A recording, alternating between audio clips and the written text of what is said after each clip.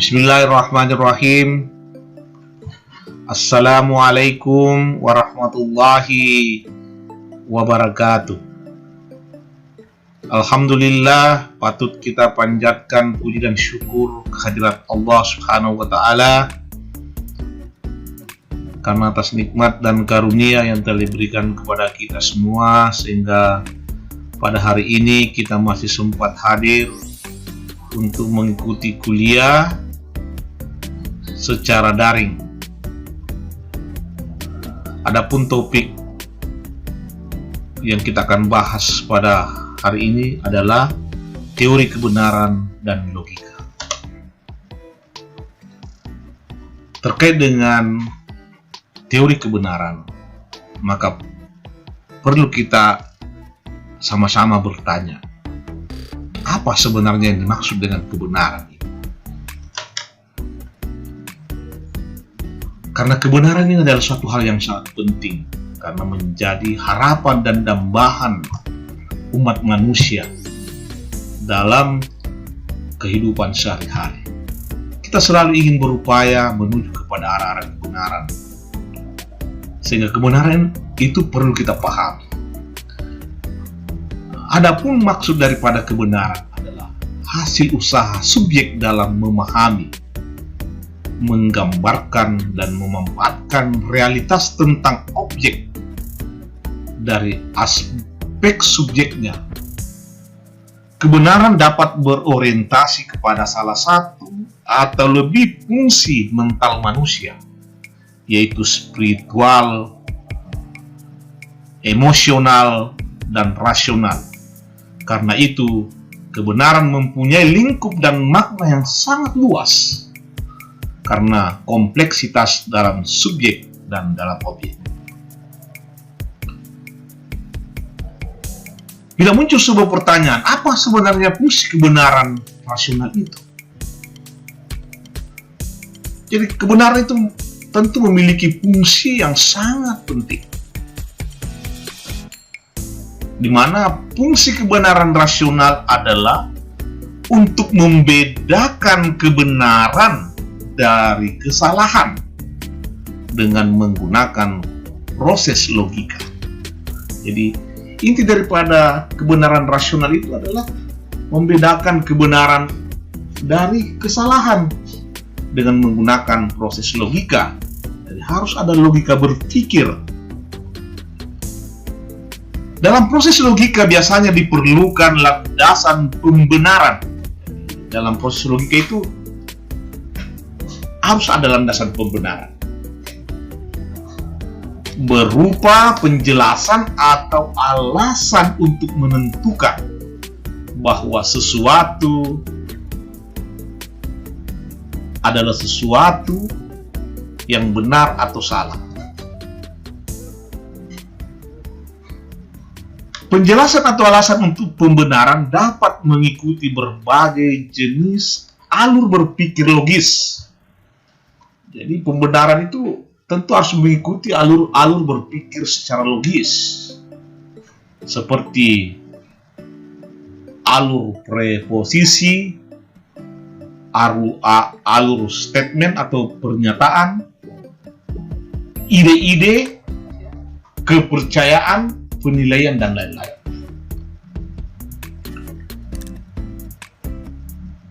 Terkait dengan kebenaran ini, tentu kita perlu mengetahui tentang klasifikasi kebenaran rasional itu,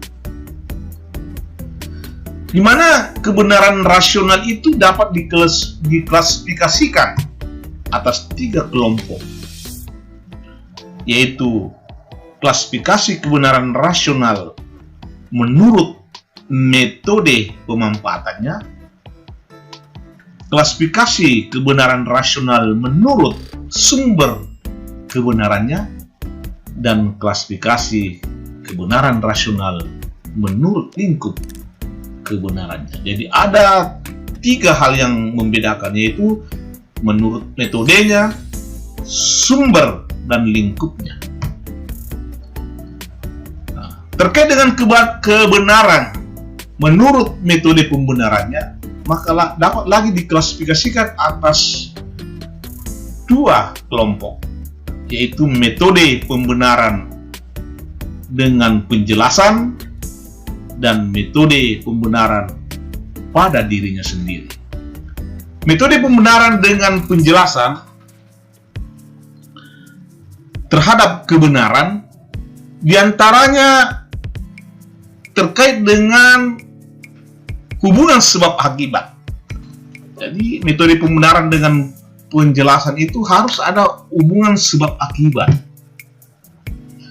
Jadi dia harus mampu menghubungkan atau mengaitkan dengan hubungan kausal.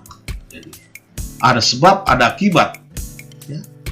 Kemudian teori korespondensi. Teori korespondensi ini merupakan sifat penjelasannya adalah hubungan dengan realitas dalam objeknya. Kemudian metode pembenaran dengan penjelasan ini juga terkait dengan teori koheren, di mana sifat penjelasan koheren atau konsisten dengan teori kebenaran lain tentang objek yang diteliti. Kemudian terkait dengan teori pragmatis. Apa sebenarnya teori pragmatis itu? Itu teori yang terkait sifat penjelasan karena keberhasilan dalam praktek atau aplikasinya. Jadi pragmatis itu terkait dengan penjelasan karena keberhasilan dalam mempraktikkan atau mengaplikasikan. Kemudian teori konsensus. Teori konsensus ini adalah sifat penjelasan, adalah kesepakatan di dalam suatu kelompok kebenaran tertentu. Jadi sifat kesepakatan dan merupakan kesepakatan-kesepakatan yang dilakukan dalam kelompok kebenaran tertentu. Kemudian teori proses sosial adalah kebenaran yang pembentukannya melalui proses sosial setelah melalui perjuangan yang berat. Sedangkan kelompok metode pembenaran pada dirinya sendiri adalah teori yang beranggapan bahwa kebenaran tidak memerlukan penjelasan. Tidak perlu dijelaskan menurut kelompok metode pembenaran ini. Tidak perlu menjelaskan. Tetapi kebenarannya melekat. Ada pada dirinya sendiri. Ada pada dirinya sendiri. Pernyataan bahwa tembok itu berwarna putih sudah benar dengan sendirinya karena melekat pada dirinya. Dalam proses logika kebenaran ini disebut dengan aksioma atau postulat yang biasanya dijadikan penjelasan awal titik tolak dari jenis kebenaran pertama. Jadi ini terkait dengan masalah aksioma dan postulat. Pengelompokan kebenaran menurut sumber kebenarannya, maka kebenaran itu dibagi atas dua kelompok, yaitu kebenaran subjektif dan kebenaran objektif. Ada subjektif, ada objektif. Kebenaran subjektif adalah kebenaran yang menekankan pada yang dialami oleh subjek. Pengalaman subjek menjadi sumber dan titik tolak perumusan pernyataan kebenarannya. Dalam prakteknya, kebenaran rasional yang sepenuhnya subjektif. Kebenaran ilmu pengetahuan lain dalam kadar yang berbeda lebih menekankan kepada subjek atau objeknya. Contoh, kebenaran ilmu sosial lebih bersifat subjektif. Jadi, ilmu-ilmu sosial yang kita pelajari dan terkait dengan hubungan manusia dengan manusia lainnya, hubungan makhluk dengan makhluk lainnya, itu lebih bersifat subjektif. Karena dasarnya adalah pengalaman manusia. Kebenaran objektif merupakan kebalikan dari kebenaran subjektif, di mana titik tolak kebenarannya pada objek. Kebenaran ilmu pengetahuan yang lebih bersifat objektif adalah ilmu alam, terutama fisika, karena objeknya adalah benda-benda mati. Kemudian pengelompokan kebenaran menurut lingkupnya. Kebenaran menurut lingkupnya dapat dikelompokkan atas dua bagian, yaitu kebenaran relatif dan kebenaran absolut. Jadi, ada relatif, ada absolut. Kebenaran relatif adalah kebenaran yang mengacu atau relatif terhadap suatu ukuran standar kompetensi dan lain-lain. Kebenaran dalam ilmu sosial banyak yang relatif terhadap budaya, etika, maupun nilai masyarakat tertentu. Karena itu kebenaran dalam ilmu sosial selalu berubah karena perubahan dalam sistem acuannya tersebut. Kemudian kebenaran absolut, yaitu kebenaran yang berlaku dalam semua kondisi, situasi, ruang, dan waktu. Seperti kebenaran ajaran agama, itu pasti kita anggap absolut. Karena agama ini diyakini oleh para pemeluknya adalah suatu ajaran yang harus diyakini, yang harus dipegang teguh dan tidak bisa terbantahkan, sehingga dikatakan absolut oleh pemeluknya. Di mana nilai moral budaya tertentu juga sering dianggap absolut. Misalnya menyumbang fakir miskin itu baik, gotong royong itu baik, ya. Saling tolong menolong itu adalah hal yang baik. Itu adalah kebenaran yang sifatnya absolut oleh para pemeluk agama, karena itu terkait dengan ajaran-ajaran agama,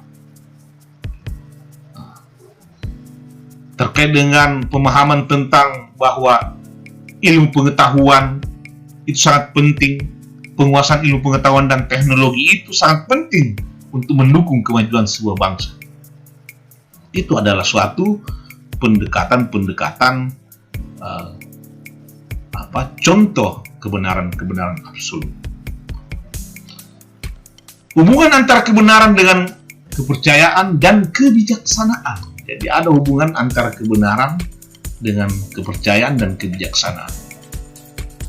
Kepercayaan dan kebenaran berhubungan dengan realitas tentang objek yang menjadi sasaran. Perbedaannya, kebenaran berhubungan dengan fungsi rasional, sedang kepercayaan berhubungan dengan fungsi emosi atau spirit. Kepercayaan timbul karena adanya pemahaman atas kebenaran yang dapat berupa persepsi, komunikasi, reasoning, dan refleksi. Jadi ini kebenaran ini berhubungan dengan realitas tentang objek yang menjadi sasaran, di mana perlu kita pahami terkait dengan masalah kebenaran ini akan memunculkan nilai-nilai kepercayaan, di mana kepercayaan ini timbul karena adanya pemahaman yang dilahirkan dari persepsi, komunikasi, reasoning, dan refleksi. Ilmu pengetahuan adalah kepercayaan yang telah diuji kebenarannya dengan fakta-fakta empiris. Jadi ilmu pengetahuan semua itu adalah sebuah nilai kebenaran. Ilmu pengetahuan itu adalah sesuatu yang dipercaya. Karena kenapa? Karena dipahami, telah diuji kebenarannya dengan fakta-fakta empiris, dengan bukti-bukti empiris. Apakah itu melalui observasi, apakah itu melalui pengujian, pengamatan. Karena itu, proses pemahaman sebelum tercapai tingkat kepercayaan adalah proses induksi. Proses pembentukan kepercayaan sifatnya spontan. proses pembentukan kepercayaan itu biasanya sifatnya spontan. Sedangkan pembentukan kebenaran itu harus melalui proses logika berpikir. Harus logika. Kemudian kebijaksanaan. Kebijaksanaan itu merupakan kelanjutan dari kepercayaan. Jadi kebijaksanaan itu muncul karena adanya trust atau kepercayaan yang sudah mengandung aspek ke arah implementasi atau tindakan. Karena itu kebijaksanaan dapat bersumber kepada kebenaran rasional. Jadi kebijaksanaan itu jika ingin diwujudkan, dia harus bersumber dari kebenaran rasional. Namun dalam praktik kebijaksanaan dapat bersumber kepada kepercayaan saja. Jadi biasa juga dalam praktik keseharian itu, kebijaksanaan itu biasa akibat karena ada rasa kepercayaan, maka muncullah kebijaksanaan itu. Misalnya kepercayaan terhadap agama, keyakinan kita, kepercayaan kita kepada agama. Maka para pemeluk agama, kebijaksanaan dan kepercayaan berfungsi sebagai pengarah fungsi rasional yang selanjutnya membimbing kegiatan manusia menuju kehidupan yang benar. Namun harus diingat, adanya bahaya apabila kepercayaan itu tanpa dilandasi oleh kebenaran rasional. Jadi hati-hati dalam mewujudkan sebuah trust atau kepercayaan. Jika kepercayaan itu tidak dilandasi oleh kebenaran rasional. Jadi landasannya adalah kebenaran rasional. Jika kepercayaan itu bisa memunculkan hal-hal yang positif, kepercayaan itu bisa berdampak kepada hal yang baik apabila dilandasi oleh kebenaran rasional.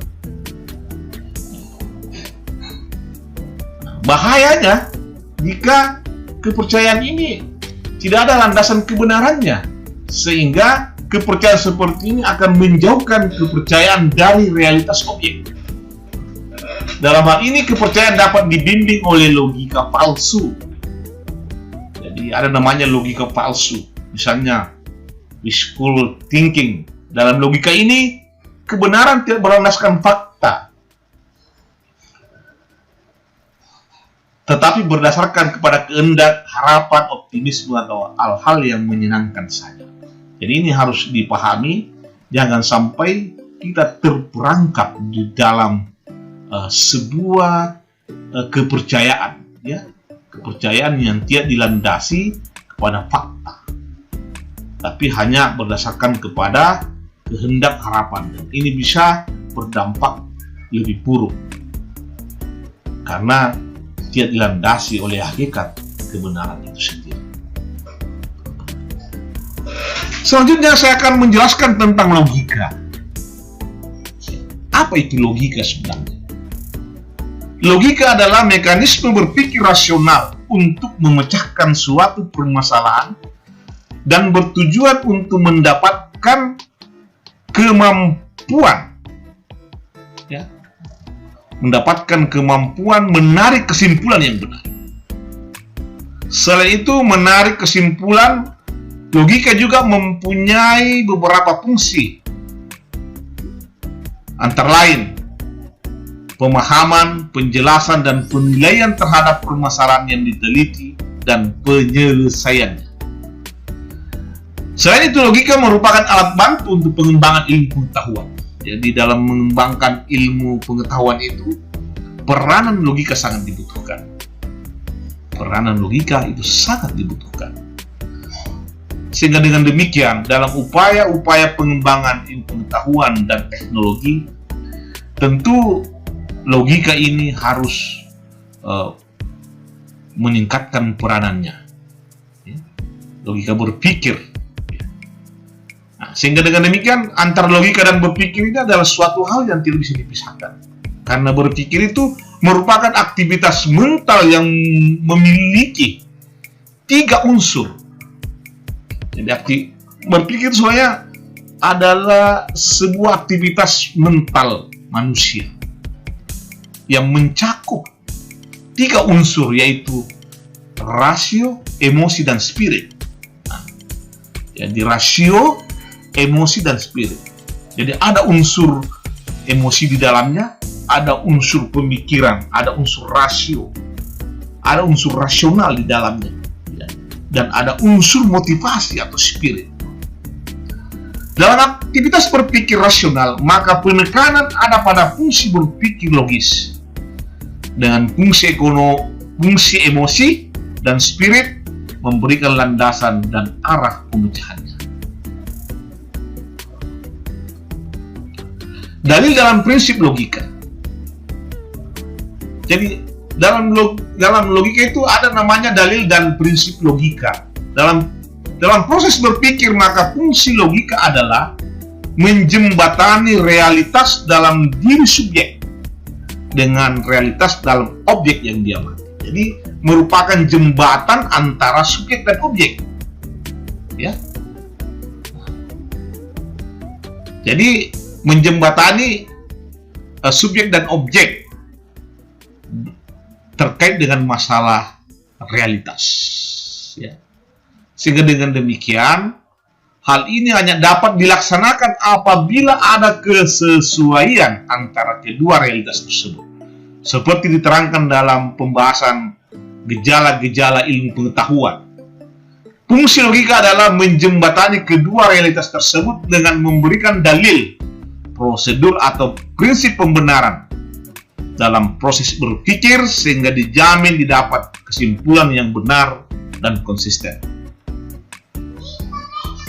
Terdapat beberapa tingkatan patokan logika itu. Jadi dalam logika itu ada tingkatan-tingkatan patokannya, yaitu aksioma sebagai dalil pokok, kemudian patokan berdasarkan akal sehat. Jadi ada aksioma, ada akal sehat, dan prinsip pembenaran dalam mengambil kesimpulan. Aksioma merupakan titik awal tempat berpijak dari kebenaran yang akan diturunkan di atasnya, sehingga kebenaran aksioma tidak perlu bukti karena melekat pada prinsipnya sendiri. Dalil pokok logika terdiri dari 4 rumusan yang saling melengkapi. Adapun dalil pokok logika itu antara lain Principium identitas. Setiap benda atau sesuatu adalah identik dengan dirinya sendiri. Kemudian Principium individuationis.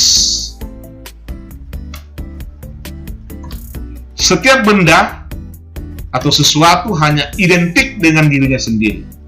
Penyimpangan terhadap prinsip ini disebut dengan tautologi, yaitu menganggap dua benda atau sesuatu sebagai identik.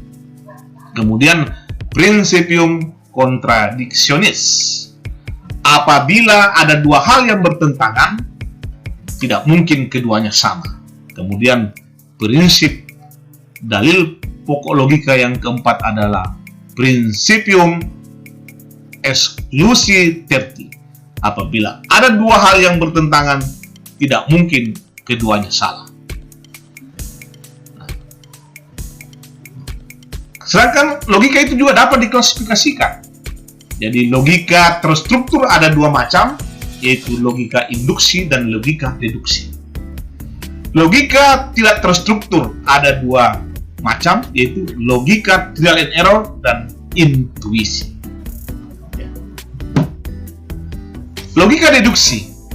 Cara kerja logika deduksi disebut silogisme, yaitu suatu metode pengambilan kesimpulan dengan menghubungkan pernyataan umum dengan pernyataan khusus yang berada di dalam lingkup pernyataan. Jadi mulai dari pernyataan umum dulu, diikuti dengan pernyataan khusus, kemudian mengambil sebuah kesimpulan. Pernyataan umum tersebut disebut premis mayor dan pernyataan khusus itu disebut premis minor. Contoh cara kerja silogisme. Premis mayor, semua makhluk hidup akan mati. Premis minor, manusia adalah makhluk hidup. Kesimpulannya, manusia pasti akan mati. Logika induksi. Logika induksi merupakan kebalikan dari logika deduksi, yaitu pemecahan masalah dimulai dari menemukan pernyataan umum, kemudian diturunkan kepada pernyataan khusus pemecahan masalahnya. Pemecahan masalah dalam logika induksi dimulai dengan data-data singulir untuk merumuskan pernyataan umum sebagai patokan pemecahan masalah. Contoh alur logika induksi, misalnya tentang bagaimana agar mahasiswa lulus dengan nilai baik. Alur berpikirnya dimulai dengan mengumpulkan data-data perilaku belajar mahasiswa yang lulus dengan nilai baik tersebut. Umpamanya diamati mahasiswa A belajar tekun dan lulus dengan nilai baik. Mahasiswa B, mahasiswa C, mahasiswa D, dan seterusnya. Ternyata dari hasil pengamatan belajar dengan tekun dan hasilnya lulus dengan nilai baik. Dan seterusnya sampai jumlah cukup banyak sehingga kemudian dapat diambil kesimpulan pernyataan umumnya bahwa apabila mahasiswa belajar dengan tekun maka lulus dengan nilai baik. Itulah gambaran terkait dengan materi tentang kebenaran dan logika pada kesempatan ini. Mudah-mudahan bisa memberikan pemahaman bagi kita bersama terkait dengan teori kebenaran dan tentang hal yang terkait dengan logika. Semoga materi ini bisa kita pahami bersama dan bisa memberikan kontribusi masukan-masukan terkait dengan pemikiran-pemikiran tentang kebenaran, tentang logika agar bisa mendukung aktivitas kegiatan-kegiatan penelitian guna menemukan suatu kebenaran ilmiah. Cukup sekian pertemuan kita pada hari ini. Semoga ada manfaatnya. Sekian, wassalamualaikum warahmatullahi wabarakatuh.